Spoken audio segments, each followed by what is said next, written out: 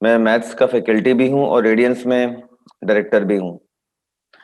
और मैं और मेरी टीम 2001 में जबलपुर आए थे। उस समय जबलपुर में यहाँ पे फिटजी का सेंटर खुला था।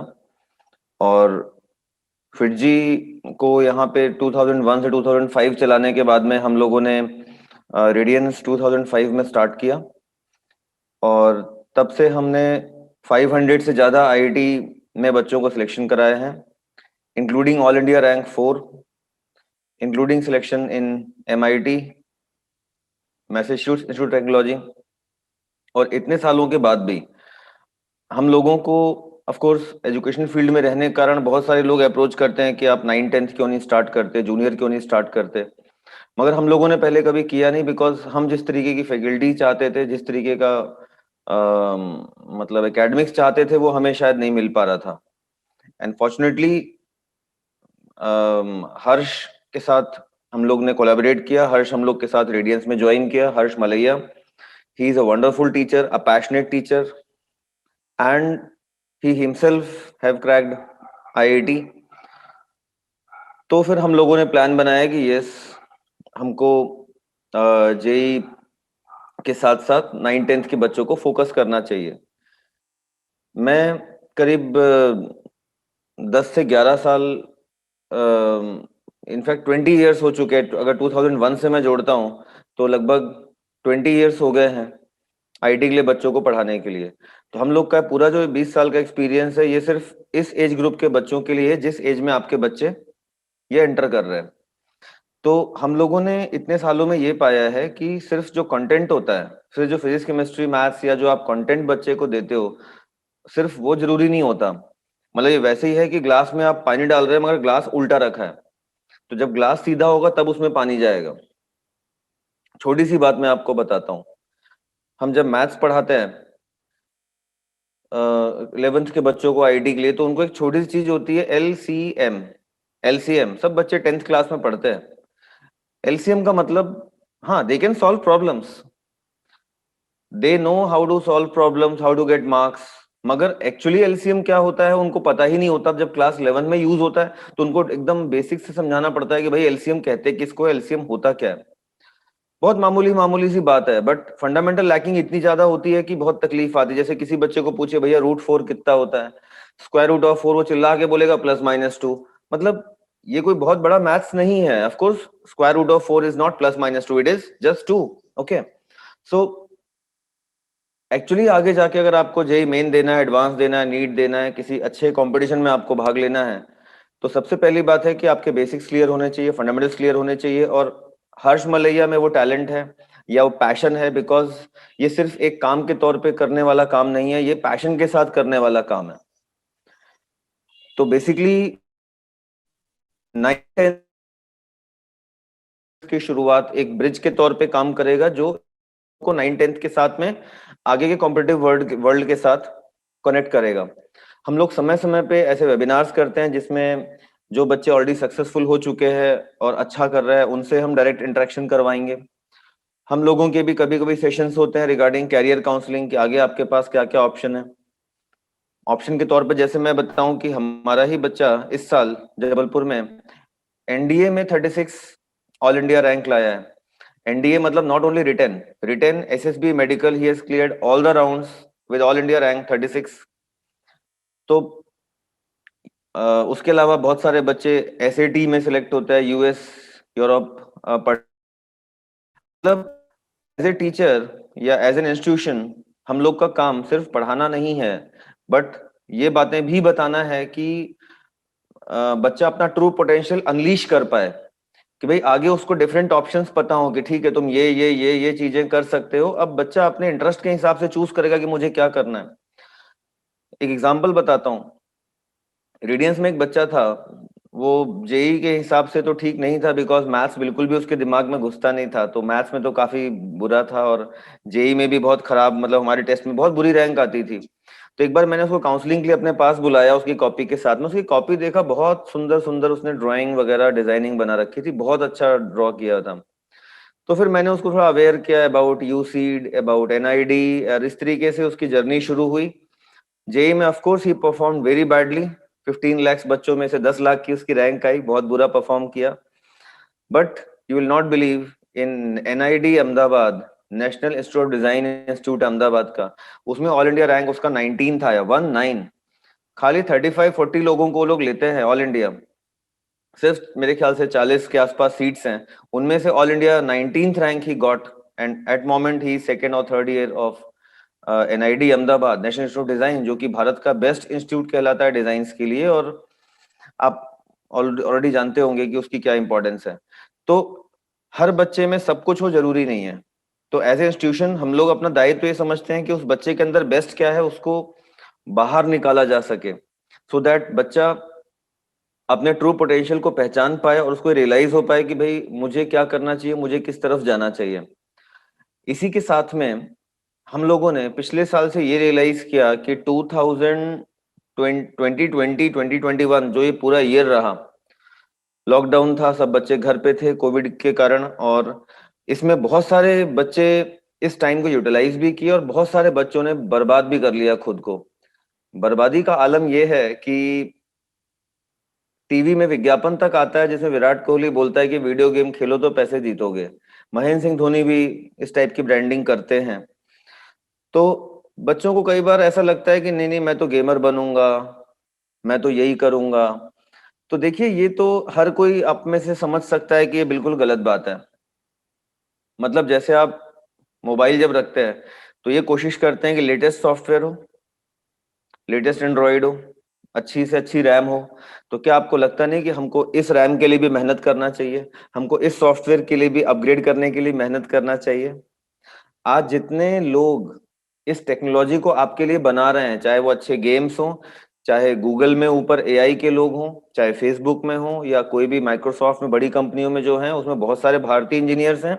और ये सारे वो बच्चे हैं जो अपने समय में लैंडलाइन फोन भी यूज नहीं करते थे, और आज वो आपके लिए टेक्नोलॉजी ऐसी बना रहे हैं कि आप फंसे रहते हैं, आप उसको छोड़ना नहीं चाहते। तो ऑलवेज उस टेक्नोलॉजी में जाइए, उसमें घुसिए, but not at this end, but at that end. Means आप उसके क्रिएटर बनिए, आप अंतिम उपभोक्ता या एंड यूजर मत बनिए, आप उसके, आप उसको क्रिएटर बनिए ना, क्रिएट करिए ना आप उसको। तो पढ़िए, नॉलेज गेन करिए, गेम्स के चंगुल में मत फंसिए, वीडियो गेम्स में मत फंसिए। उसकी बजाय आई विल सजेस्ट यू कि आप लोग ग्राउंड पे समय बिताएं। आज आप कोई से भी कॉलोनी के प्लेग्राउंड में चले जाएं, यू विल फाइंड कि या तो वहां पे बहुत छोटे बच्चे होंगे जिनकी माएं घुमाने लाई होंगी, या फिर बुजुर्ग लोग होंगे जो वॉकिंग के लिए आए होंगे। आपकी उम्र का कोई प्लेग्राउंड पे नहीं दिखता। मगर आप अपने पेरेंट्स से पूछिए, जब उनकी उम्र थी तो शाम के टाइम सब क्या करते थे? उस प्लेग्राउंड पे जाते थे। उससे दिमाग बढ़ता है, क्रिएटिविटी बढ़ती है। So just don't रूइन yourself in the screens. सिर्फ स्क्रीन में चिपक करके सॉफ्टवेयर्स में मत कुड़िए।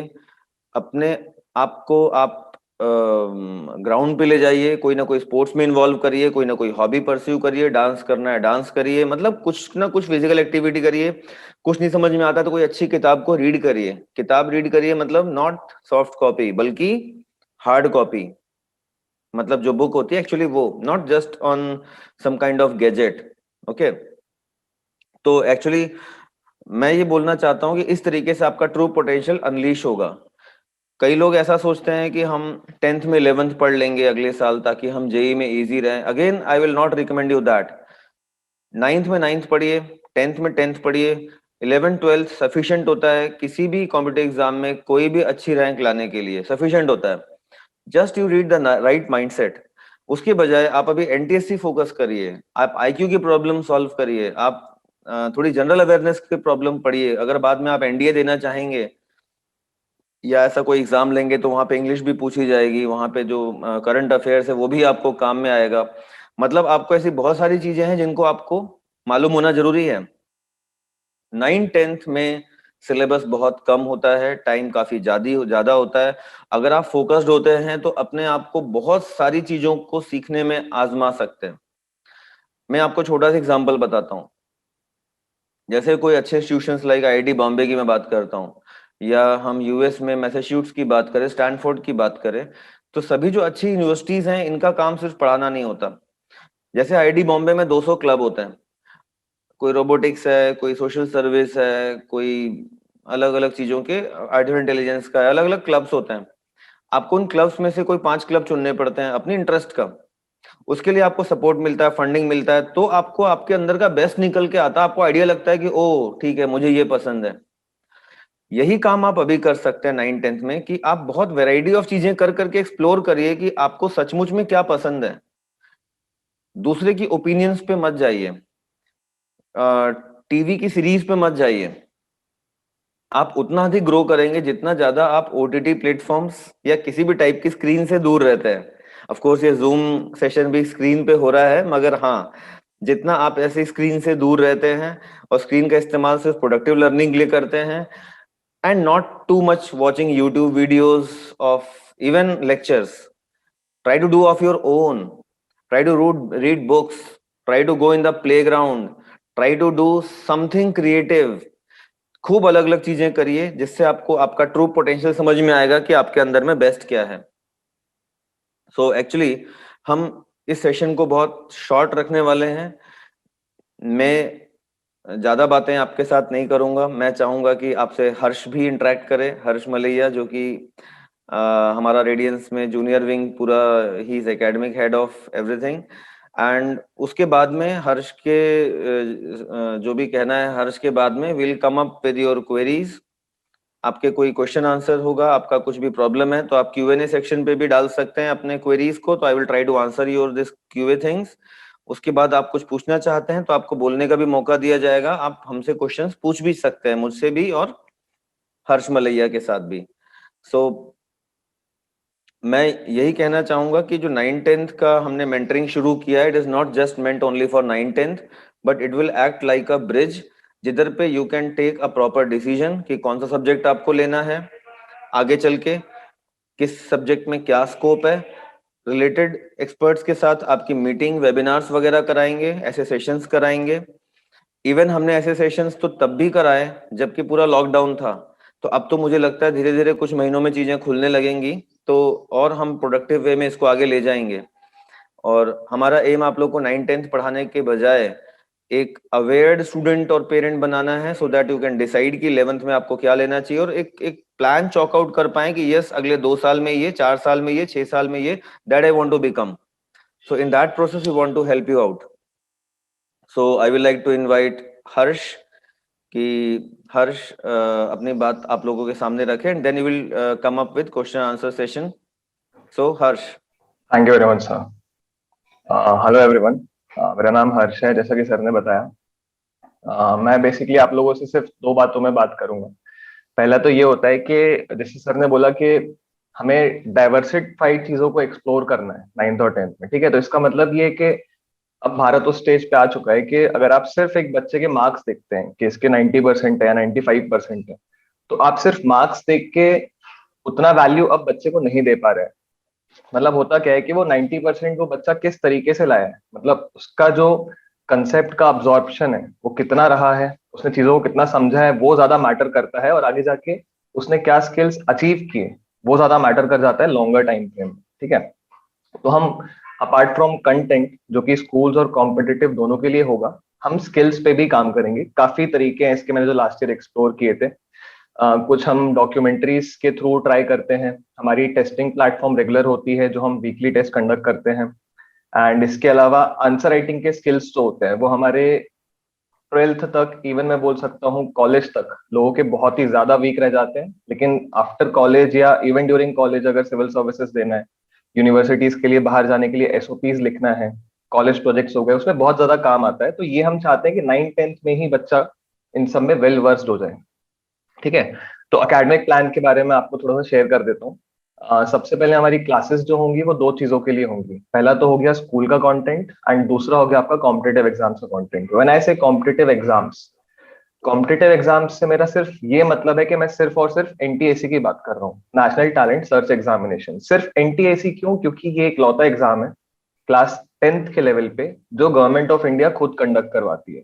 बाकी जितने भी एग्जाम्स हैं कॉम्पिटिटिव जो होते हैं स्कूल लेवल पे, डिस्ट्रिक्ट लेवल पे, स्टेट लेवल पे, आप बिल्कुल दीजिए, बट उसकी तैयारी आपको अपने पर्सनल रिस्पॉन्सिबिलिटी से करनी है। हम सिर्फ एनटीएससी के लिए फोकस करेंगे, and that is very prestigious to aim in class 9th and 10th, ठीक है।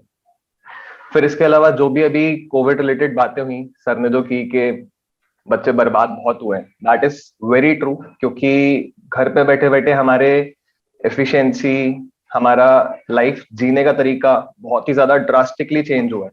तो इसमें अगर आप स्टूडेंट हैं, पेरेंट हैं, तो मैं आपको सिर्फ 3-4 बातें बोलूंगा जिनको आप स्ट्रिक्टली, मतलब मैं बोलूंगा आप ब्लाइंडली फॉलो कर लेंगे तो आपके लिए बेटर होगा और हमारे लिए भी बेटर होगा।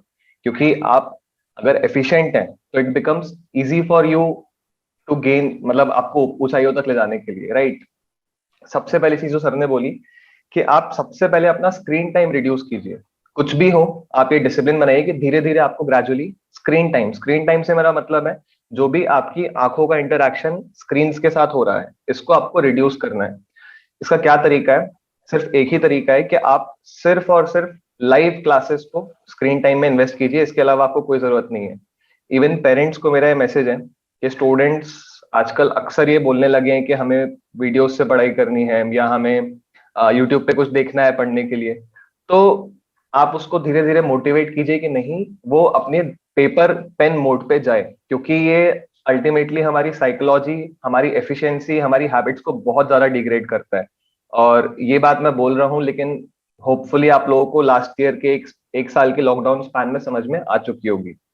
दूसरा है सोशल मीडिया का डिस्ट्रैक्शन। 9th-10th में जैसे मैं देख रहा हूँ कि लोग 3-3 प्लेटफॉर्म, 4-4 प्लेटफॉर्म में है। हमारे टाइम पे जैसे सर ने बोला कि सोशल मीडिया था ही नहीं, लैंडलाइन ही था और वो भी यूज करते थे, नहीं करते थे, जैसा भी होता था। सोशल मीडिया प्लेटफॉर्म्स आप ट्राई कीजिए, 3 हैं तो एकदम से मत हटाइए, क्योंकि अगर आप एकदम से हटा दोगे तो आपको कल परसों एकदम से उसकी याद बुलाएगी, ठीक है। तो आप एकदम से उससे दूर नहीं आ सकते, ग्रेजुअली आप उसको रिमूव कीजिए, एक प्लेटफॉर्म पे आइए और चैटिंग को हटा के आप अपने दोस्तों से कांटेक्ट में रहना चाहते हैं तो आप कॉल्स पे कीजिए। तो सिंपल सा मैसेज, चैट मत कीजिए, कॉल पे बात कीजिए। ये सिंपल छोटी सी ट्रिक है जो आपको 1 महीने में, 2 महीने में आपको समझ में आएगी। अगर आप फॉलो करते हो तो आपके रिजल्ट्स और आपकी एफिशिएंसी इंप्रूव हो जाएगी और आपको खुद distraction social media point of view से कम हो जाएंगे, ठीक है। तीसरी और सबसे इंपॉर्टेंट चीज, सनलाइट एंड फ्रेश एयर। ये हम घर पे बैठे बैठे आलसी हो गए हैं, फोन पे हमारी पूरी दुनिया आ चुकी है, तो हम इन 2 बातों को स्किप कर चुके हैं कि सनलाइट एंड फ्रेश एयर हम नहीं लेते। जैसे सर ने बोला फिजिकल एक्टिविटी बहुत जरूरी होती है, तो जब हम फिजिकल एक्टिविटी करते थे तो हमको दोनों ही चीजें मिल जाती थी, हमें कभी सोचना नहीं पड़ता था कि भाई हमें धूप भी जरूरी है, हमें फ्रेश एयर भी जरूरी है। पर बहुत सारी रिसर्च के बाद, मैं काफी आर्टिकल्स पढ़ते रहता हूँ, न्यूज से अपडेटेड रहता हूँ, तो उसमें मैंने ये देखा है कि इंडिया में आप मान के चलिए जैसे स्ट्रेस लेवल, एंजाइटी लेवल 3 गुना, 3.5 गुना, 2 गुना इस तरीके से बढ़े हैं। तो इन चीजों से हमें सिक्योर रहने के लिए हम इनको रियलाइज भी नहीं करेंगे, मतलब हमको पता भी नहीं चलेगा कि हमें स्ट्रेस हो रहा है due to these devices, due to lack of sunlight, due to lack of fresh air. But वो अल्टीमेटली हमारी परफॉर्मेंस को हैम्पर करेगा, हमारी क्वालिटी ऑफ लाइफ को हैम्पर करेगा। तो ये कुछ पॉइंट्स हैं जो आप याद रख सकते हैं एंड इनको फॉलो कीजिए। अगेन मैं इस पॉइंट पे आपको कंक्लूड करना चाहूंगा कि भारत इस तरफ जा रहा है कि सिर्फ बच्चों के मार्क्स मैटर नहीं करेंगे। आज से 5 साल बाद, 10 साल बाद आप देखिएगा कि सिर्फ आपका बच्चा अगर 100% लाया, 99% लाया, 95% लाया, मैटर करेंगे, लेकिन सिर्फ मार्क्स मैटर नहीं करेंगे। मैं ये बोल रहा हूँ, मार्क्स के साथ साथ आपके बच्चे के अंदर क्या स्किल्स हैं, कितना डाइवर्सिफाइड अप्रोच रखता है, कितना ब्रॉडर माइंडसेट रखता है, ये मैटर करेगा। तो 1 साल के लॉकडाउन के चलते हमें कुछ चीजों को अडॉप्ट करना है जो मैंने आपको बताई है, तो इनको अडॉप्ट कीजिए और फोकस कीजिए कि आप 9th और 10th में कौन से स्किल्स से मेरा मतलब है be it mathematics, be it social science, be it nature, be it chess, be it sport, be it art, कुछ भी हो, एनीथिंग जो आपको करना अच्छा लगता हो और जो प्रोडक्टिव हो, ठीक है ना। तो उसमें आप अपने स्किल्स को पहचानिए और इम्प्रूव कीजिए ग्रेजुअली। 2 महीने, 4 महीने, 6 महीने में स्किल्स पहचानने का भी तरीका होता है, तो वो कैसे होगा वो आपको क्लासरूम से धीरे धीरे स्लोली आप इसमें वेल वर्स हो जाएंगे, राइट। तो इसके बाद अब हम Q&A ले लेते हैं। तो अगर आपकी कोई भी क्वेरीज है हमसे, मिश्रा सर से, मुझसे, रेडियंस के रिगार्डिंग, एकेडमिक प्लान के रिगार्डिंग, तो आप अभी हमसे डिस्कस कर सकते हैं। क्वेरीज लेने का माध्यम ये होगा कि आप हैंड रेस कर सकते हैं and we listen you out. He is grasping, evaluation pattern आप पूछ रहे हैं। सर एक्चुअली लास्ट ईयर आप जैसे इवन ड्यूरिंग लॉकडाउन, मतलब इस चीज पे मैं बहुत बारीकी से ध्यान रखता हूँ कि हमने हर संडे को एमसीक्यू टेस्ट कराते हैं। मतलब every Sunday there will be a test on using the platform of Radiance application. तो उस प्लेटफॉर्म से आप भी जज कर सकते हैं कि इस आपके आपके बच्चे का ये टॉपिक वीक है, और आपका बच्चा भी जज कर पाएगा कि ये टॉपिक वीक है। और इवन उस टेस्ट को एनालाइज कैसे करना है वो भी मैं क्लासेस में सिखाता हूँ। तो टेस्टिंग प्लेटफॉर्म तो ऐसा है कि काफी ज्यादा रिग्रेस होने वाला है। एमसीक्यू टेस्ट हर संडे होंगे। सेकेंडली जो सब्जेक्टिव टेस्टिंग होती है वो क्लासेस में सरप्राइज वे में होगी। जैसे कोई टॉपिक खत्म हुआ तो हम कभी भी ले सकते हैं, क्योंकि that much we expect from a child कि अगर टॉपिक खत्म हो गया है, उसका एमसीक्यू टेस्ट हो गया है, तो उसको वो टॉपिक याद रहना चाहिए, रिटेन रहना चाहिए, और वो कभी भी उसका टेस्ट दे सके। तो इस तरीके से आप दो प्लेटफॉर्म्स हैं, एमसीक्यू एंड सब्जेक्टिव, तो इससे आप उसको मॉनिटर कर सकते हैं काफी फ्रीक्वेंटली, ये बोल सकता हूँ मैं। ओके, और जो आप मटेरियल देंगे वो क्या प्रिंट मटेरियल रहेगा कि वो सब सॉफ्टवेयर मटेरियल रहेगा जिसे डाउनलोड करना होगा? दोनों ही चीजें हैं सर। प्रिंटेड, जैसे जितने भी हमारे एडमिशन होते हैं उनको तो हम प्रिंटेड मटेरियल, जैसे लास्ट ईयर भी इंडिया से काफी जगह से हमें लोग ज्वाइन किए थे, तो हमने सबको मटेरियल हार्ड कॉपी कोरियर किया था, because we do not believe, जैसे अभी मैंने आपको बोला कि स्क्रीन टाइम कम से कम रखनी है, तो हम हार्ड कॉपी सबको ही प्रोवाइड करते हैं और चाहते हैं कि आप सिर्फ हार्ड कॉपी को ही रेफर करें।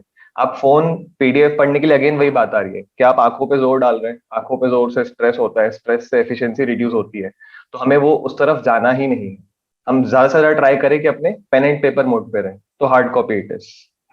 ओके, लास्ट क्वेश्चन है मेरा कि देखिए, हम कई बार बच्चे पढ़ने में बहुत अच्छे होते हैं और कई लिखने में अच्छे होते हैं, और प्रॉपर डेवलपमेंट तभी होता है जब वो प्रॉपरली समझे और उसको ऐसे रेसिप्रोकेट कर सके पेपर में। तो उसके लिए आप कुछ स्किल्स यूज करते हैं जिसके कारण उसका डेवलपमेंट? डेफिनेटली सर, मैंने जब अभी जो आपको बताया कि आंसर राइटिंग का जो मैंने हम लोग आंसर राइटिंग की जो बात है ना सर, अपने स्कूलिंग में कभी सिखाई नहीं जाती है। जैसे आप अगर कोई भी आंसर राइटिंग का दुनिया में आप एग्जाम देंगे तो उसमें 3 बेसिक फंडे होते हैं, इंट्रोडक्शन, बॉडी, कंक्लूजन। तो उस पर मैं काफी काम करूंगा, but that will happen after 2 months, क्योंकि आंसर लिखने के लिए बच्चे के पास पहले कंटेंट होना चाहिए दिमाग में। तो उस पर मैं काम करना 2 महीने बाद चालू करूंगा, एंड डेफिनेटली वो हर क्लास के एंड में जब क्वेश्चन आंसर डिस्कस होता है तो हम डिस्कस करते हैं कि एक आंसर के 5-5, 10-10 इंट्रोडक्शंस निकल के आते हैं जो बच्चे खुद बताते हैं। तो उससे क्या है ना, थिंकिंग प्रोसेस डेवलप होता है और फिर बच्चा खुद आंसर लिखना सीख पाता है। क्योंकि अक्सर ये होता है कि पता होता है पर बोल नहीं पा रहा है बच्चा, या बोल पा रहा है तो लिख नहीं पा रहा है। तो वो गैप भी फिल करने के लिए हम डेफिनेटली क्लासेस और सेशंस में ही वो गाइडेंस मिलता है। और वो उसको इंटरेस्ट ले रहा है नहीं ले रहा है इसमें कि देखिए, आप ऑफिस, जैसे मैं देख रहा हूँ, मैं ऑफिस स्क्रीन हूँ, लेकिन मैं आपकी बात सुन सकता हूँ, ऐसी वेबिनार में ऑफिस स्क्रीन ही रहते हैं, लेकिन बच्चा ध्यान दे रहा है नहीं दे रहा है, उसके लिए आप कुछ करते हैं क्या ऑल बीच में? सर जैसे अभी आपने हैंड रेस किया और मुझसे बात कर रहे हैं, तो ये एक कम्युनिकेशन प्लेटफॉर्म हो गया कि मैं क्लास में कम से कम 10 सवाल पूछता ही हूँ। तो उसमें हैंड रेस हो रहा है नहीं हो रहा है, उससे मुझे समझ में आ जाता है कि कोई बच्चा, क्योंकि कुछ बच्चे होते हैं जो क्लास में है लेकिन क्लास में है नहीं, तो वो दिख जाता है। दूसरा, Q&A करके आपको एक ऑप्शन आ रहा होगा, तो ये 2 प्लेटफॉर्म्स हम यूज करते हैं रिस्पॉन्सेज को रिकॉर्ड करने के लिए और ऑब्जर्व करने के लिए। ओके, तो इससे इंटरेस्ट और समझ आ रहा है, वो दोनों चीजें हमको थोड़ी काफी हद तक समझ आ जाती है। Thank you. Okay, welcome sir. Saanvi Dikshit. Good morning, sir. Morning. Sir, who is our faculty for 10th class maths? 10th class maths के लिए आप मान के चलिए 50% कंटेंट मैं कराऊंगा फर्स्ट जो राउंड होगा, एंड 50% कंटेंट अजय सर कराएंगे। बट हमारा सिलेबस जो है वो नवंबर तक खत्म हो जाता है, एंड उसके बाद एक क्रैश कोर्स होता है, तो उस पर पूरा ही सिलेबस फिर अगेन ब्लेंड हो जाता है, तो एक टॉपिक को आप हम दोनों से ही पढ़ लेते हैं। ओके सर, सो इस वीक में अजय सर की डेमो क्लासेस हो सकती हैं क्या? हाँ हाँ बिल्कुल। अभी एक्चुअली क्या था, टॉपिक मैंने स्टार्ट कर दिया था, तो आई वांटेड कि मैं ही कंटिन्यू करूं। तो अभी वो टॉपिक खत्म हो जाएगा तो अजय सर की क्लासेस भी इस वीक में होंगी, डेफिनेटली होंगी। Okay sir, and one last question की ऑफलाइन क्लासेस आप प्लीज कुछ क्लियरली बता दीजिए, बिकॉज ऑनलाइन तो मैं आपको देखिए क्लियर मोटिव है। अगर 31 तारीख को गवर्नमेंट ऑफ इंडिया या जो भी लोकल गवर्नमेंट का अगर सर्कुलर आ जाता है कि आप ऑफलाइन कंडक्ट कर सकते हो, तो हम 31 को ही ऑफलाइन कंडक्ट करवा लेंगे। तो दैट इज एब्सोल्युटली, मतलब उसमें कोई क्वेश्चन ही नहीं है। जिस दिन हमको ये गाइडलाइन आती है कि ऑफलाइन कंडक्ट कर सकते हैं, वील गो ऑफलाइन, क्योंकि हमारे पास सोशल डिस्टेंसिंग मैनेज करने के लिए काफी स्पेस है, तो that is not an issue for us. मतलब कोविड प्रोटोकॉल वाला ये इशू नहीं है कि हॉल्स छोटे हैं या कुछ भी ऐसा हो। तो वो प्रोटोकॉल फॉलो करते हुए we'll go offline the day when we get the circular from the government. Okay, sir. Thank you. Welcome ma'am. और किसी को कोई क्वेरी हो?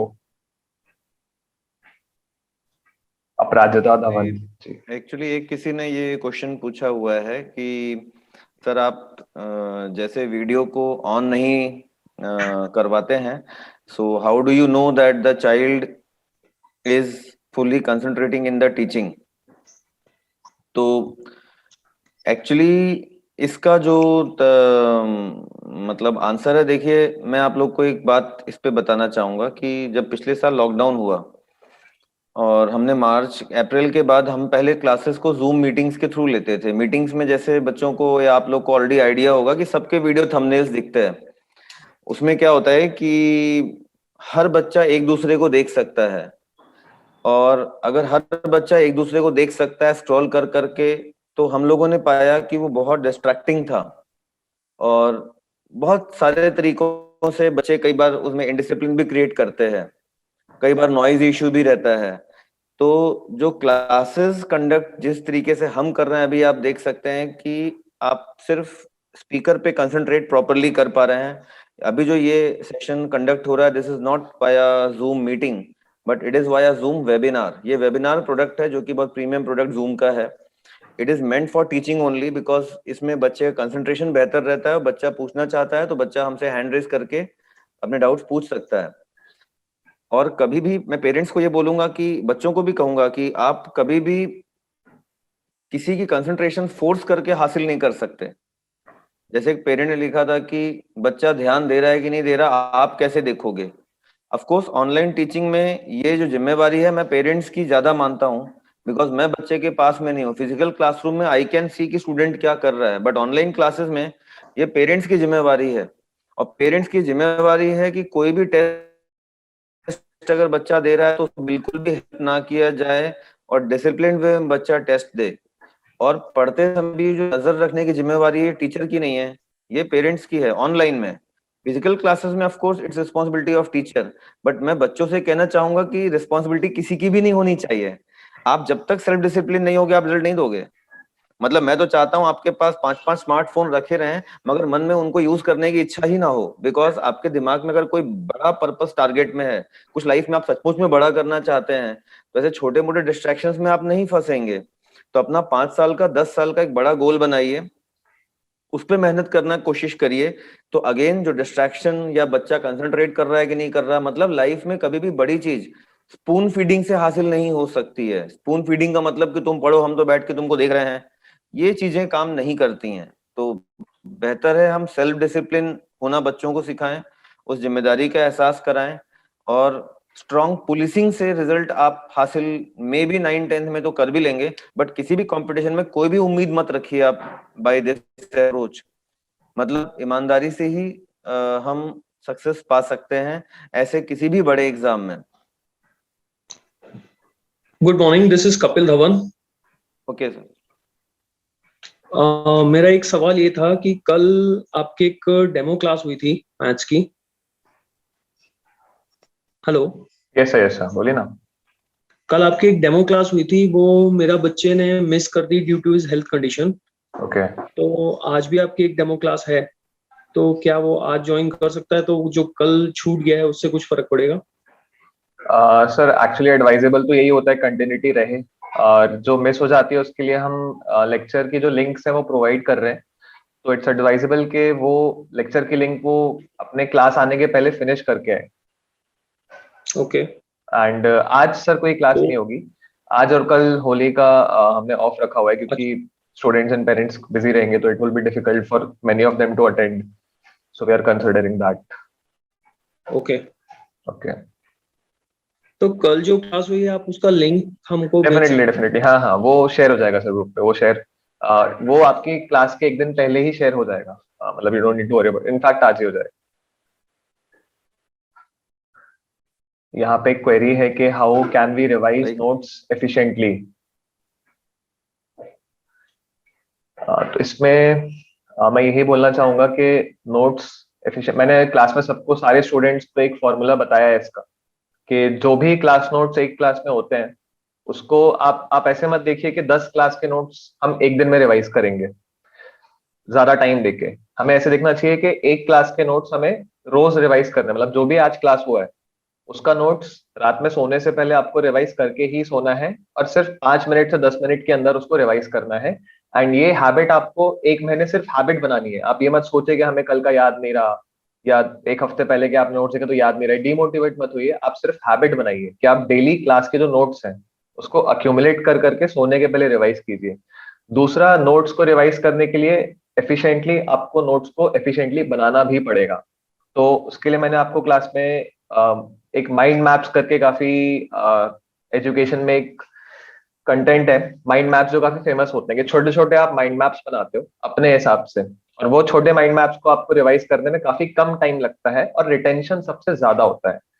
सो using that funda you can revise your notes efficiently. आन्ना Saanvi Dikshit. Good morning, sir. One more Hello. query. Yeah. Will English demo also be given to 10th class this week? Ma'am, we will try for English demo. Mostly it will be given on the last day. So we'll update on that. Okay, sir. Thank you. Welcome, ma'am. Any other queries? किसी को भी कुछ हो तो hand raise करके पूछ सकते हैं। श्रीधर प्राख्या। सर मेरा क्वेश्चन था कि जैसे स्कूल के भी चलता रहेगा कोर्स साइड बाय साइड, है ना? तो आप उसको साथ में लेके चलेंगे कि दोनों नोट्स और स्टडी अलग अलग करेंगे? नहीं सर, डेफिनेटली स्कूल हमारा बेस है। मतलब स्कूल होने के बाद हम थोड़ा सा ऊपर ले जाने का और थोड़ा सा ब्रॉडर से ले जाने का ट्राई करेंगे। एंड इनफैक्ट मुझे लगता है कि अगर कोई बच्चा सिर्फ स्कूल को 100% मतलब अब्जॉर्ब कर ले या फील करके पढ़ाई कर ले तो उसमें ही 90% 80% कॉम्पिटिटिव एग्जाम की चीजें कवर हो जाती है 9th-10th लेवल में। तो हमारा स्कूल तो डेफिनेटली बेस है ही, उसमें तो कोई डाउट है ही नहीं। कॉम्पिटिटिव एग्जाम्स बस हमारा एक नया एडिशन है, तरीका है एक्सप्लेन करने का, पढ़ाने का। अथर्व मिश्रा। मैं उसकी मम्मा बोल रही हूँ। I have a yes question. Ma'am. He is from ICSE board, so the geography as well as English Hindi would be very different from what will be taught in CBSE. So would you recommend that he only attends science subjects and maths? Ma'am, for geography and history, only geography, history and polity is different in ICSE board.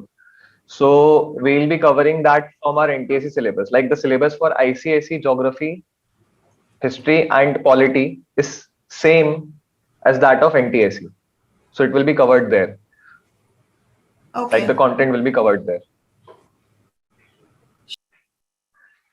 Okay, so thank you very much for attending this session. We wish you all a very happy Holi, and classes का schedule आपको demo group के through आगे का जो भी schedule होगा it will be conveyed to you. Happy Holi to all, and thanks for attending this session.